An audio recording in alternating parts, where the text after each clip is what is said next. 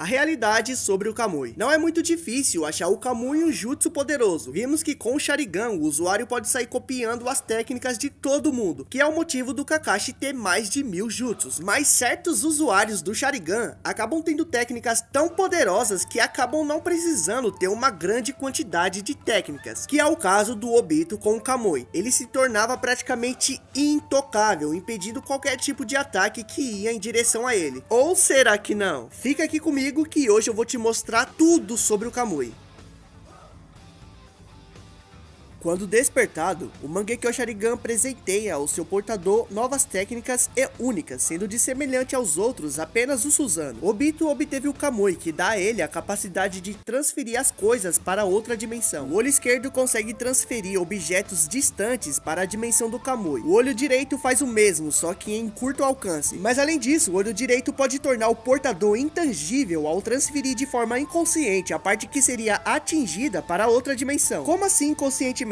Obito ativa a habilidade, e a partir daí ela vai agir sozinha por 5 minutos, ou até Obito desativá-la. Obito ou qualquer outro que estiver portando os olhos, não será capaz de controlar a intangibilidade, assim como não será capaz de escolher qual parte do corpo que ficará intangível. Tudo ocorre inconscientemente, assim como o próprio Databook diz, e assim como podemos ver em seus feitos. Por exemplo, Obito tem que desativar a técnica quando ele vai atacar, mas quando ele percebe que ele vai sofrer um ataque, ele ativa a técnica novamente, fazendo que tanto o ataque do adversário, como também o ataque dele passe direto. Se ele pudesse controlar, ele deixaria intangível só a parte que ele ia sofrer o golpe e manteria seu ataque tangível para acertar seu adversário. Isso inclusive prova que o Kakashi não era capaz de deixar o Susanoo intangível. Sabemos que com o Susanoo, o usuário do gigante de chakra pode usar suas técnicas junto dele. Vimos isso durante a obra, mas tem suas limitações. Não vamos ver o Susanoo do Sasuke soltando a Materazo pelo olho do Susanoo, por exemplo. A intangibilidade do Kamui se aplica nisso. Para evitar o ataque da Kaguya, Kakashi ativou a intangibilidade. E adivinha? Só ele ficou intangível, enquanto o Susanoo foi destruído. E como ele não consegue escolher qual parte deixar intangível, isso significa que ele não era capaz de deixar o Susanoo intangível. A intangibilidade do Kamui também se aplica ao que o usuário estava tocando antes de ativar a técnica, como podemos ver com o Gubai e com o Sasuke. Além disso, o fato da técnica agir conscientemente não é necessariamente um nerf. Acaba sendo até melhor, pois a técnica acaba agindo mais rápido do que o usuário agiria. Por exemplo, para tentar afastar o Madara do Obito, Minato tentou acertá-lo com o Rasengan, e mesmo o Minato estando no modo Senin, Madara agiu muito mais rápido do que ele e deixou ele sem braço, sendo que o Minato é mais rápido do que o Obito. Porém, o mesmo braço do Madara acabou sendo mais lento do que a intangibilidade. Se Obito tivesse que controlar, ele provavelmente não seria mais rápido do que o braço do Madara, já que nem o Minato foi. A única coisa que Obito precisa ter é velocidade para ativar a técnica no momento certo. Ele não é tão rápido assim, normalmente ele é bem mais lento do que seus adversários, mas por conter o Sharingan, essa falha acaba sendo preenchida pela capacidade do Sharingan de ver um pouco do futuro. Mesmo sendo mais lento, ele sempre vai ativar no momento certo, por sempre estar um passo à frente graças às capacidades do Sharingan. Bom, até aqui essa técnica é perfeita, mas ela não tem nenhuma fraqueza. Bom, a gente viu que mesmo o Madara ter tido adquirido aquele enorme poder por ter virado Jinchuriki da Kyuubi, suas técnicas continuaram com as regras. Após usar o limpo por algum tempo, Madara tinha que ficar sem usá-los por um tempo. Não tem como burlar as regras das técnicas, assim como o Shiratensei, que após usar tem um intervalo natural de 5 segundos. O Kamui acaba sendo 5 minutos com a técnica ativa, assim como a Konan descobriu. Então se o Obito for forçado a usar o Kamui por 5 minutos consecutivos, a técnica desativaria e ele ficaria algum tempo indefeso. Outra fraqueza que também tem é a velocidade do usuário, que já comentei aqui. Obito não é tão rápido, não tem feitos grandiosos, mas por conter o Sharingan que prevê movimentos, ele pode preencher essa falha. Porém, já vimos que é possível cegar o usuário do Sharingan, assim como é possível pegá-lo de surpresa. E Shino consegue fazer isso após fazer o Obito esquivar de seus insetos, mas em seguida cercá-lo, então pegá-lo por trás com os insetos. A gente não só vê ele sendo engolido pelos insetos, como também tanto a Hinata como o próprio Shino confirmam que Obito estava lá com os insetos. Ah, mas basta ele ter ficado intangível e ter passado direto deles.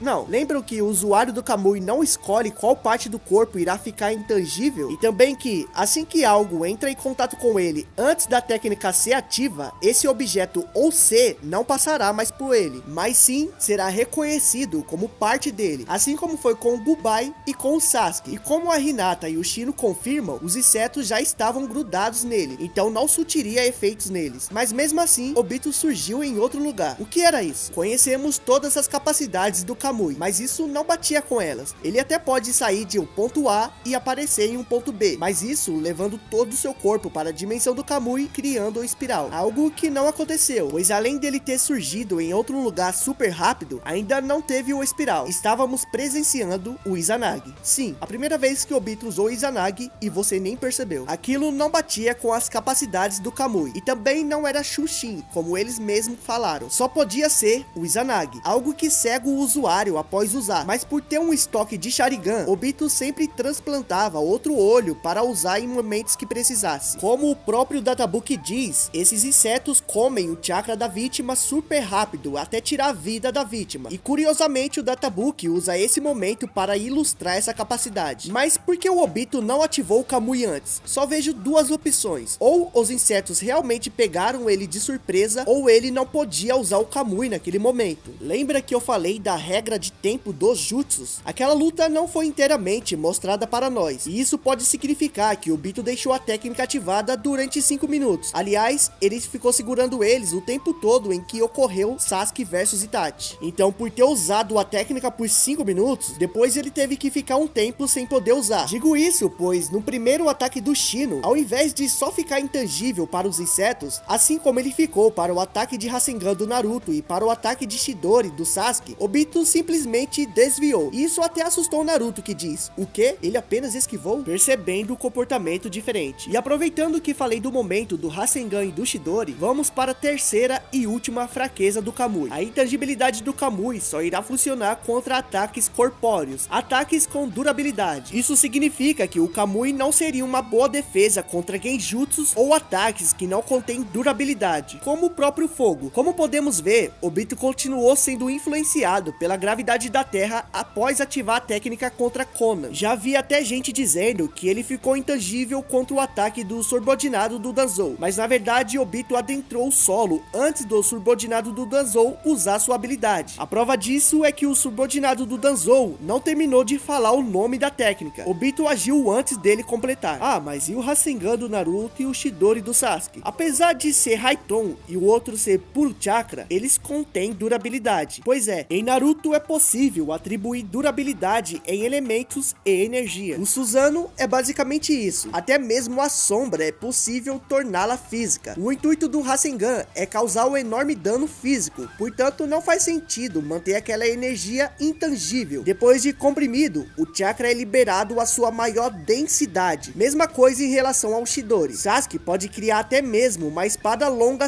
assim como ele faz para partir o Madara em dois. A durabilidade também é atribuída ao manto de Raiton do Raikage, o que prova mais uma vez. O intuito do Chidori não é causar choque, mas sim atribuir durabilidade para criar uma espada super afiada, assim como o próprio databook afirma. Ao agir inconscientemente, a técnica só vai reconhecer ataques com durabilidade. Estudando essa fraqueza, Itachi percebeu que o Amaterasu, por ser fogo, era a fraqueza perfeita para o Obito. Algo que funcionou, pois mesmo o Amaterasu tomando conta do corpo dele e ele ter ficado muito tempo gritando de dor, Obito voltou com a roupa intacta e ainda afirmou que se livrou, pois felizmente nem mesmo Itachi sabia tudo sobre ele. Ou seja, essa era a segunda vez que Obito estava usando o Izanagi na obra. A única técnica que iria fazer ele voltar com a roupa intacta. E a confirmação disso veio no arco da reunião dos Kages, pois como o próprio Madara disse, a velocidade de analisar a situação das coisas que Sasuke tem é incrível. Ele ainda pensa que se ele tivesse esperado um pouco, teria sido melhor escolher o Sasuke no lugar do Obito. Mas por que eu estou falando isso? Porque após tentar atacar o Obito com o Chidori, Sasuke percebeu que assim como da última vez, o ataque não funcionou. Mas após o Juugo perguntar se eles deveriam confiar no Obito, Sasuke, ao analisar que seu Chidori não funcionou e ao analisar tudo que seu irmão fez para parar o Obito, Sasuke conclui que qualquer coisa ele eliminava o Obito com o Amaterasu. Assim como Madara confirmou, Sasuke mais uma vez fez uma análise rápida e percebeu que o Amaterasu seria a fraqueza perfeita para o Kamui. Dadas as informações, compensaria usar o Kamui? Sim, independente das fraquezas, o Kamui é sem dúvidas uma das técnicas mais poderosas da obra. É muito apelona mesmo. É normal ter fraquezas. Como o próprio Itachi diz, todo jutsu tem uma fraqueza. Comenta aqui o que você acha do Kamui, curte e se inscreve no canal se você gostou, compartilha o vídeo para a galera e até o próximo vídeo do Nação Anime.